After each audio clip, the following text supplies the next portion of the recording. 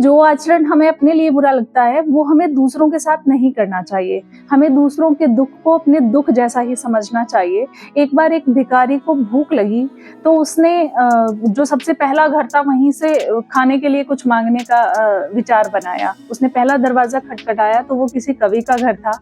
तो जो कवि था उससे उसने भोजन मांगा। कवि ने कहा कि देखो भाई, भोजन तो मैं नहीं करा सकता, लेकिन मैं अपनी कविता तुम्हें सुना सकता हूँ, उससे तुम्हारी क्षुधा शांत हो जाएगी।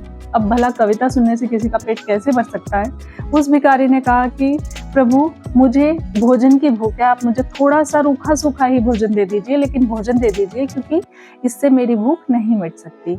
कवि कहता है कि जो कविता मैं हजारों रुपयों में सुनाता हूँ दूसरों को, वो मैं तुझे फ्री में सुना रहा हूँ और तुझे उसकी कद्र ही नहीं है कि जा यहाँ से, यहाँ कुछ नहीं मिलेगा। उस भिखारी ने दूसरा दरवाजा खटखटाया। दूसरा दरवाजा था वैद्य का। वो वैद्य के पास गया। उसने कहा प्रभु, कुछ खाने को दे दीजिए, मेरा भूख से दम निकला जा रहा है। वैद्य ने कहा कि खाने को तो कुछ नहीं है, लेकिन ला मैं तुझे थोड़ी सी दवाई पिला देता हूँ। दवाई पीने से भिखारी ने इनकार कर दिया, क्योंकि उसे तो भूख लगी है। वो कहता है कि बिना भोजन के दवाई भी क्या करेगी, दवाई का मैं क्या करूँगा, आप मुझे भोजन करा दीजिए, मेरे पास भोजन नहीं है, जाए यहाँ से।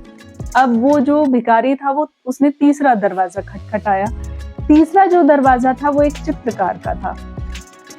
चित्रकार से भी उस भिखारी ने भोजन मांगा। चित्रकार ने कहा कि भोजन तो मेरे पास नहीं है, लेकिन मैं तुम्हें अपनी पेंटिंग्स दिखाता हूँ। ये पेंटिंग जब प्रदर्शनी में लगती हैं तो मुझे इसका लाखों रुपया मिलता है। आओ मैं तुम्हें मुफ्त में ये पेंटिंग दिखा देता हूँ। भिखारी ने याचना की कि प्रभु, मुझे भूख लगी है, मुझे इन चित्रों को देखकर आनंद नहीं मिलेगा जब तक मैं भूखा हूँ, इसलिए आप मुझे भोजन करा दीजिए। अब वो चित्रकार कहता है कि नहीं, मैं तुझे चित्र दिखा सकता हूँ, लेकिन भोजन नहीं करा सकता। अब वो निराश होकर भिखारी वहां से भी चला गया। वो अगले दरवाजे पर एक पहलवान खड़ा हुआ सब कुछ देख रहा था। उसने उस व्यक्ति को, भिखारी को बुलाया और उसको भोजन कराया, लेकिन उसने ठान ली कि मुझे इन तीनों को सबक सिखाना है। तो उसने अगले दिन कवि को, वैद्य को और चित्रकार को भोजन पर बुला लिया, भोजन पर अपने घर में आमंत्रित कर लिया। अब भोजन के लिए जैसे ही वो लोग आए तो पहलवान ने कहा कि आप लोग शुरू कीजिए, भोजन खाना शुरू कीजिए। तो जैसे ही पहली थाली पर से कपड़ा हटाया गया तो वहां कविताओं के संग्रह की एक किताब रखी थी। पहलवान ने कहा कि कवि महाशय, ये आपका भोजन है, इसे ग्रहण कीजिए। अब कवि को तो भूख लगी थी। कवि कहता है कि क्या मजाक करते हो पहलवान, क्या मैं इस किताब को खाकर भूख मिटा सकता हूँ?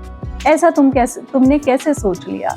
इसके बाद जो दूसरी थाली से पर्दा हटाया गया, दूसरी थाली में बहुत सारी दवाइयां बड़े ही करीने से सजा कर रखी गई थी, जो कि वैद्य के लिए परोसी गई थी। तो पहलवान कहता है कि वैद्य जी, आप ये दवाइयां खाइए और अपनी भूख मिटा लीजिए। अब वैद्य भी आश्चर्यचकित रह गया। उसके बाद तीसरी थाली से पर्दा हटाया गया। तीसरी थाली में उसी चित्रकार की पेंटिंग्स का कलेक्शन रखा हुआ था कि चित्रकार जी, आप अपनी पेंटिंग्स देखिए और अपनी भूख मिटा लीजिए।